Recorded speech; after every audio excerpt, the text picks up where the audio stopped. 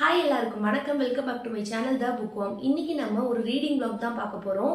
So February month start ஆகியாச்சு. இந்த மந்த்துக்கான டிபிஆர் லிஸ்ட்டும் நம்ம ரெடி பண்ணி வச்சிருந்தோம்.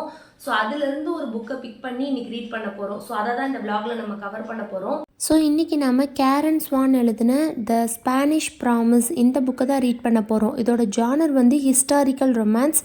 இது ஒரு சம்மர் ரீட். ஸோ இதை தான் இன்றைக்கி நம்ம ரீட் பண்ண போகிறோம். ஸோ இதுக்கு மேட்சிங்காக ஒரு புக் மார்க்கையும் எடுத்துகிட்டு நம்ம ரீட் பண்ண ஸ்டார்ட் பண்ணிடலாம். டே 1 நம்ம ரீட் பண்ண ஸ்டார்ட் பண்ணியாச்சு. இந்த புக்கில் டோட்டல் பேஜ் நம்பர் வந்து 370 பேஜஸ் கிட்ட இருக்குது. இப்போ நம்ம பேஜ் நம்பர் 49 இருக்கோம். ஸோ இது வரைக்கும் ஸ்டோரி எப்படி போச்சு அப்படின்னா 2018 லண்டனில் நடக்கிற மாதிரி காட்டுறாங்க. சார்லட் அப்படின்றவங்க மெயின் கேரக்டர். அவங்க வந்து ஒரு பேங்க்கில் வெல்த் கவுன்சிலராக இருக்காங்க. ஸோ அவங்க பேங்க்குக்கு ஒரு கேஸ் வருது. யார் கொடுக்குறா அப்படின்னா மேட்டியோ அப்படின்றவர் கொடுக்குறாரு. அவங்களோட அப்பா கார்லஸ் அப்படின்றவர் அந்த பேங்க்கில் பெரிய இன்வெஸ்டர். அவங்க நிறைய நிறைய சொத்தை ஃபுல்லாக அங்கே தான் இன்வெஸ்ட் பண்ணி வச்சுருக்காங்க. கார்லஸ்ன்றவர், அவரோட நேம் வந்து கார்லஸ் மெண்டோசா. ஸோ அவங்களோட பையன் மேட்டியோ மெண்டோசா தான் கேஸ் கொடுக்குறாங்க. என்ன அப்படின்னா அவங்க அப்பா சம்பாதிச்ச எல்லா சொத்தையுமே அவங்க பசங்களுக்கு கொடுக்காம அவர் வந்து யாரோ ஒரு கேர்ள் நேமில் எழுதியிருக்கதா சொல்கிறாங்க. மெரியா குவீன்ஸி அப்படின்ற கேர்ள் நேமில். ஸோ அவங்க யாருன்னு கண்டுபிடிங்க அப்படின்ற மாதிரி அப்ரோச் பண்ணுறாங்க பேங்க்கை மேட்டியோ. ஸோ இந்த கேஸை தான் வந்து இப்போது பேங்க்லேருந்து அவங்க வெல்த் கவுன்சிலரான சார்லட்டுக்கிட்ட கொடுக்குறாங்க. ஸோ இந்த கேஸை கண்டுபிடிக்கிறதுக்காக நீங்கள் பர்சனலாக வந்து மரியா குவீன்ஸியை மீட் பண்ணணும். ஸோ மரியா குவீன்ஸி வந்து ஸ்பெயினில் இருக்காங்க. ஸோ நீங்கள் லண்டன்லேருந்து ஸ்பெயினுக்கு இந்த வீக் போங்கன்னு சொல்லி அனுப்பிச்சி வைக்கிறாங்க. ஸோ இப்படி இருக்குது. இதில் அந்த இன்வெஸ்டர் கார்லஸ் மெண்டோசா இருக்கார் இல்லையா, அவரோட ஏஜ் வந்து 94 இயர்ஸ் ஆகுது. அவருக்கு வந்து இப்போது வந்து ஒரு மைல்டு ஸ்ட்ரோக் வந்திருக்கு. ஸோ அவர் ஹாஸ்பிட்டலில் இருக்காங்க. ஸோ அவங்க பையன்தான் கேஸ் கொடுத்துருக்காங்க. ஸோ இந்த சுச்சுவேஷனில் சார்லட் வந்து லண்டன்லேருந்து இப்போ ஸ்பெயினுக்கு போகிறாங்க. பட் சார்லட்டுக்கு இன்னும் ஒரு 2 வீக்ஸில் மேரேஜ் இருக்குது. ஸோ அவங்க வெட்டிங் வச்சுட்டு தான் அவங்க வந்துட்டு இந்த கேஸை எடுத்துகிட்டு போகிறாங்க. அவங்க மேரேஜ் பண்ணிக்க போகிற பையனோட நேம் வந்து ஸ்டீஃபன் அப்படின்னு சொல்லியிருக்காங்க. ஸோ இவ்வளோதான் இம்பார்ட்டண்டான விஷயம் இதில் நடந்திருக்கு. ஸோ நெக்ஸ்ட் ரீட் பண்ணலாம். ஸோ இதில் மெயினாக மேட்டியோ மெண்டோசாவும் சார்லட்டும் என்ன பேசிக்கிறாங்க அப்படின்னா, எல்லா சொத்தையுமே வந்து மரியா குயின்ஸிக்கு கொடுத்துட முடியாது. ஸோ அதில் வந்து அவங்க சொத்தில் பாதி மட்டுமே மரியா குயின்ஸுக்கு கொடுத்துட்டு காம்பன்சேட் மாதிரி கொடுத்துட்டு அதில் வந்து அவங்கக்கிட்ட சைன் வாங்கிடலாம். இனிமேல் ஃபர்தராக வந்து வேறு எந்த சொத்தையுமே அவங்க கிளைம் பண்ணக்கூடாது அப்படின்னு சொல்லிட்டு செட்டில்மெண்ட் பண்ணிக்கலான்னு பேசுகிறாங்க. ஸோ இப்போ நம்ம பேஜ் நம்பர் 95 இருக்கோம். ஸோ இதுக்கப்புறம் எப்படி ஸ்டோரி மூவ் ஆச்சு அப்படின்னா, பாஸ்டில் நடக்கிற ஈவெண்ட் அண்ட் ப்ரெசென்ட்டில் நடக்கிற ஈவெண்ட் அப்படின்னு சொல்லி பேரலாக கொடுக்குறாங்க. பாஸ்டில் வந்து 1936 ஸ்பெயினில் நடக்கிறத காட்டுறாங்க. ஸோ அங்கே வந்து ஒரு 2 சின்ன பசங்க இருக்காங்க, ஒரு கேர்ள் அண்ட் பாய். அந்த பொண்ணோட நேம் வந்து நீனி, அந்த பையனோட பேர் வந்து சாண்டி. ஸோ அந்த பொண்ணு வந்து மெண்டோசா ஃபேமிலியில் இருக்க பொண்ணு. அந்த பையன் வந்து அவங்க எஸ்டேட்டில் வேலை பார்க்குற ஒருத்தவரோட பையன். ஸோ 2 பேருமே பெஸ்ட்டு ஃப்ரெண்ட்ஸு, எங்கே போனாலும் ஒன்றா போகிறாங்க அப்படின்ற மாதிரி அவங்க ரிலேஷன்ஷிப்பாக காட்டுறாங்க. ஸோ பேரலாக அப்படியே சார்லட் வந்து இப்போ ப்ரெசண்ட்டில் சார்லட் வந்து குவீன்ஸியை மீட் பண்ணுறாங்க, மரியா குவீன்ஸியை கெஃபேல. ஸோ அவங்கக்கிட்ட போய் கார்லஸ் மெண்டோசாவை தெரியுமான்னு கேட்குறாங்க. பட் வந்து மரியா வந்து தெரியாதுன்னு சொல்லிடுறாங்க. ஸோ அவங்க தெரிலன்னு சொல்கிறனால அவங்களால அந்த மணி மேட்ரை சொல்ல முடியல. ஸோ இந்த மாதிரி தான் இப்போ ஸ்டோரி போயிட்டுருக்கு. ஆக்சுவலி இது ரொம்ப இன்ட்ரெஸ்டிங்காக போகுது. ஒரு மாதிரி மிஸ்ட்ரியாக இருக்குது. சீரியஸாகவே மரியா குவீன்ஸுக்கு தெரிலையா கார்லஸ் யாருன்னு, இல்லை மறைக்கிறாங்களா என்னன்னு தெரில.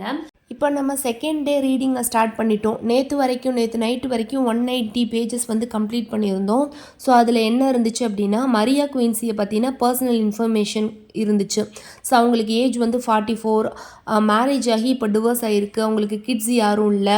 அண்ட் அவங்களுக்கு என்ன ஒர்க் பண்ணுறாங்க அப்படின்னா, ஒரு கெஃபேல அவங்க வெயிட்ரஸாக இருக்காங்க. அவங்க லைஃப்பை லீட் பண்ணுறதுக்குமே அவங்க ரொம்ப சஃபர் பண்ணிகிட்ருக்காங்க. அவங்களுக்கு நிறைய கடன் இருக்குது. அந்த மாதிரி பர்சனல் டீட்டெயில்ஸ் இருந்துச்சு.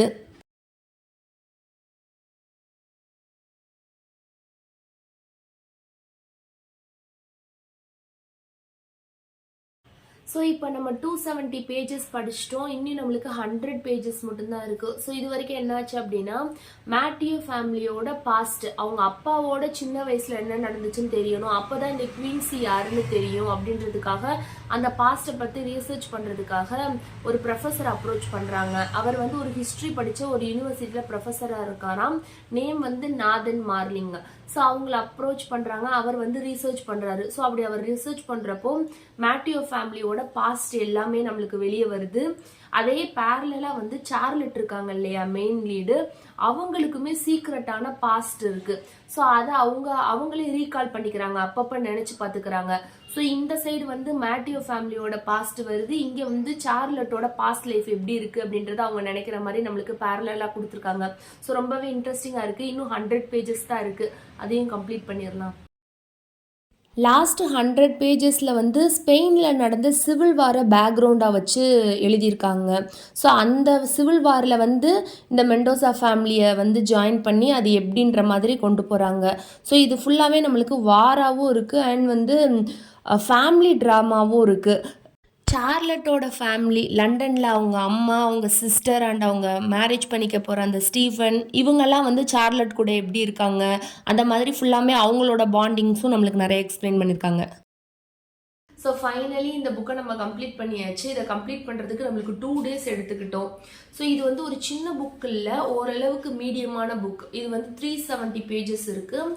ஸோ இந்த புக்கில் வந்து நம்மளுக்கு ஃபைனல் பேஜ் வரைக்குமே இன்ஃபர்மேஷன் இருக்குது. அந்த சீக்ரெட் வந்து ஃபைனல் பேஜில் தான் ஃபுல்லாக ரிவீல் ஆகுற மாதிரி கொடுத்துருக்காங்க. அதுக்கு முன்னாடி வரைக்கும் கொஞ்சம் கொஞ்சமாக சீக்ரெட் நம்மளுக்கு ரிவீல் ஆகிட்டே வரும். பேஜ் பை பேஜை நம்மளுக்கு ரீட் பண்ணுறப்போ கொஞ்சம் கொஞ்சம் சீக்ரெட் தெரியும். ஃபைனல் பேஜில் தான் ஃபுல்லாகவே நம்மளுக்கு ரிவீல் ஆகுது.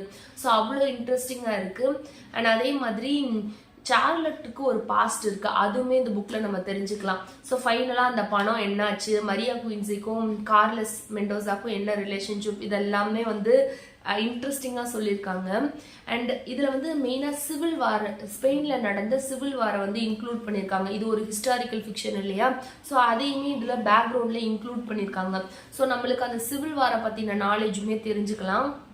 ஆனால் அதே மாதிரி அந்த சிவில் வார் வந்து மெண்டோசா ஃபேமிலியில் இருக்கவங்களோட லைஃப்பை வந்து எப்படி சேஞ்ச் பண்ணுச்சு, அது எப்படி இம்பேக்ட் பண்ணுச்சு அப்படின்றதையும் இதில் சொல்லியிருக்காங்க. ஸோ ஆக்சுவலி ரொம்பவே இன்ட்ரெஸ்டிங்காக இருக்குது.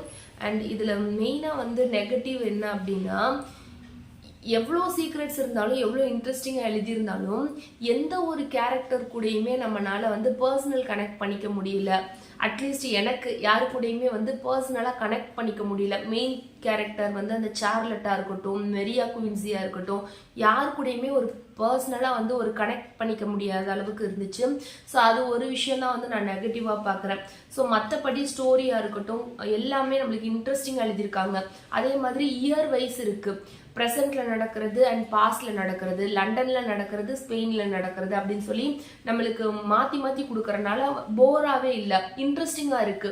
ஒரு சாப்டர் அங்கே நடக்கும் லண்டன்ல, இன்னொரு சாப்டர் வந்து பாஸ்ட்ல ஸ்பெயின்ல நடக்கும். ஸோ ரொம்பவே இன்ட்ரெஸ்டிங்காக இருக்கு. ரீட் பண்ணுறப்போ ஸ்ட்ரெஸ் இல்லை. ஸ்டார்டிங் பேஜில் வேணால் கொஞ்சமாக கன்ஃபியூஸ் இருந்துச்சு. ஆக்சுவலாக கேரக்டரோட நேம் வந்து எனக்கு அவ்வளோவா புரியல. மெண்டோசான்னு இருந்துச்சு, அந்த மாதிரி நிறைய நேம் வந்து வந்துட்டு இருக்கனால அந்த மாதிரி ஸ்டார்டிங் பேஜில் வேணால் ஸ்ட்ரகிள் இருந்துச்சு நேமை வந்து புரிஞ்சுக்கிறதுக்கும். அண்ட் வந்து எங்கே நடக்குது, ஸ்பெயின் தெரியும், ஸ்பெயினில் 2-3 டவுன் பேர்லாம் சொல்லியிருந்தாங்க. ஸோ அதெல்லாம் ஸ்பெயினில் தான் இருக்கான்றதே நம்மளுக்கு சர்ச் பண்ணதுக்கப்புறம் தான் தெரிஞ்சிச்சு. ஸோ அந்த மாதிரி ஸ்டார்டிங் பேஜில் மட்டும் கொஞ்சமாக வந்து கன்ஃபியூஸ் இருந்துச்சு. ஆனால் போக போக நம்மளுக்கு வந்து செட் ஆகிருச்சு. ஸோ அந்த மாதிரி தான் இருக்குது. ஸோ இந்த புக்கு டெஃபினட்டாக ரீட் பண்ணலாம். அண்ட் இதுக்கோட ரேட்டிங் வந்து நான் 3.75 4 வரைக்கும் கொடுப்பேன். ஸோ நெக்ஸ்ட் வீடியோவில் பார்க்கலாம். பாய். இந்த வீடியோவை பற்றின உங்களோட கமெண்ட்ஸை எனக்கு கமெண்ட் செக்ஷனில் சொல்லுங்கள். அண்ட் மறக்காமல் சேனலை சப்ஸ்கிரைப் பண்ணிக்கோங்க. பாய்.